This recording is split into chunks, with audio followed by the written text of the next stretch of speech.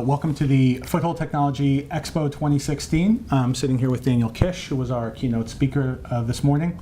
He was good enough to give us a few minutes to chat after his keynote speech, so we're just going to talk a little bit about his work. Daniel Kish runs an organization called World Access for the Blind, is that right? That's correct. And World Access for the Blind has as its mission to educate blind people of any age, the techniques around echolocation.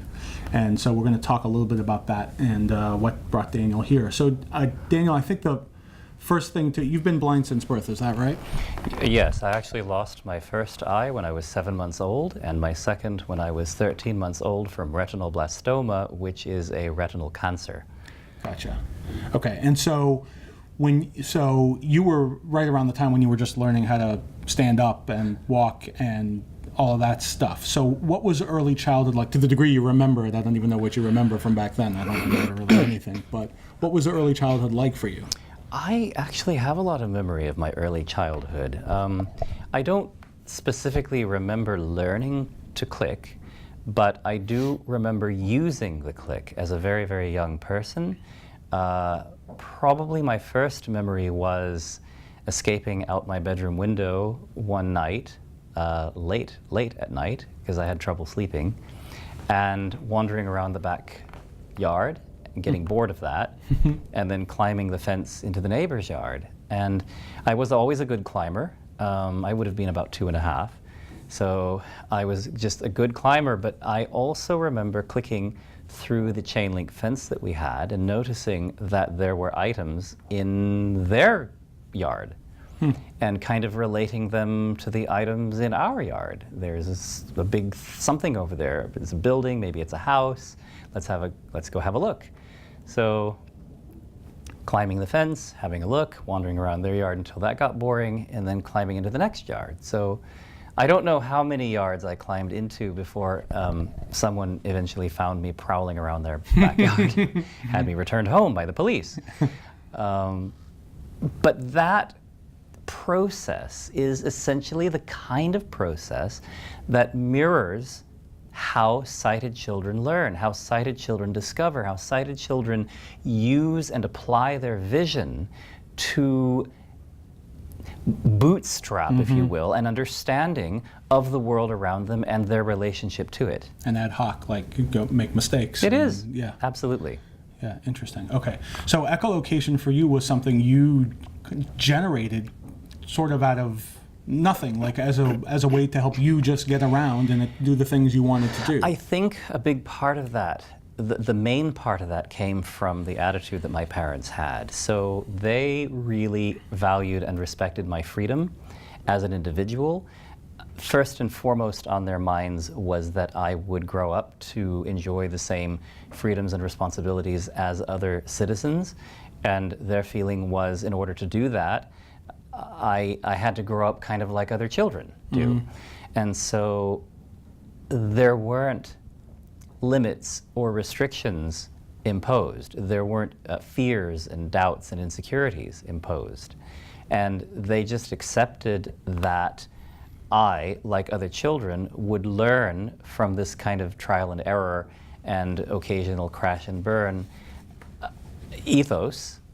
I would learn to just sort of grow up to be a person.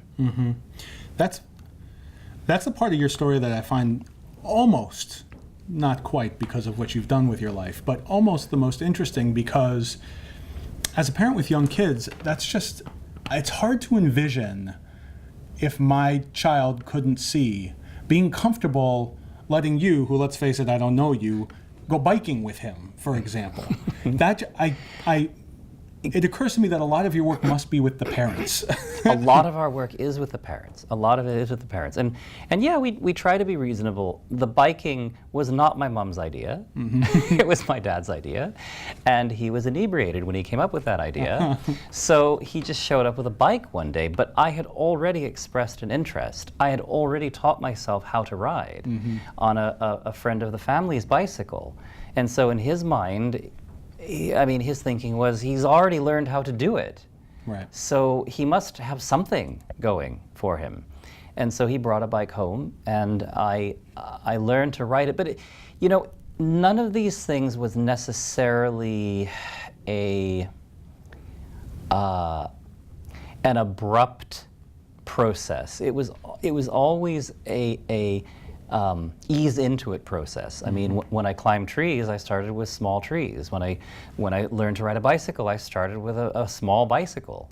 When I learned to find my way around the world, I started with a small place and I worked up to bigger and bigger places. So you could kind of track the progress and you could kind of monitor my skills and ability levels and safety levels as that process occurred, which again is something that parallels or should parallel how sighted children develop their relationship with the world. Yeah.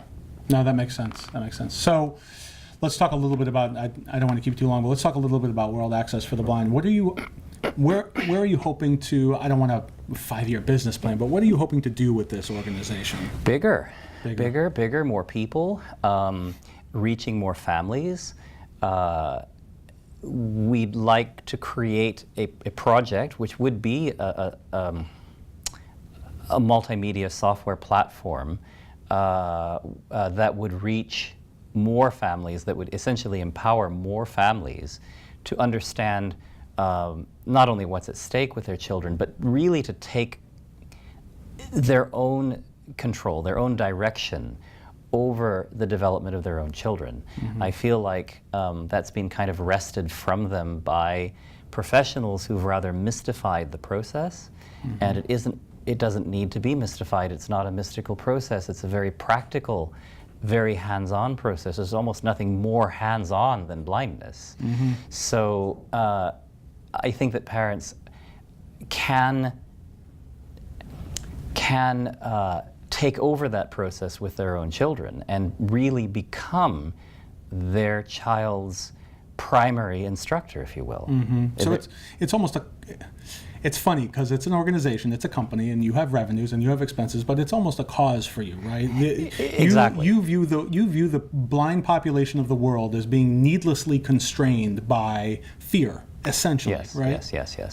Yes. So needless constraints by fear, and all we're trying to do is activate those processes that allow us to navigate all of the challenges of life, not just challenges related to blindness, but all challenges have an element of unknown in them.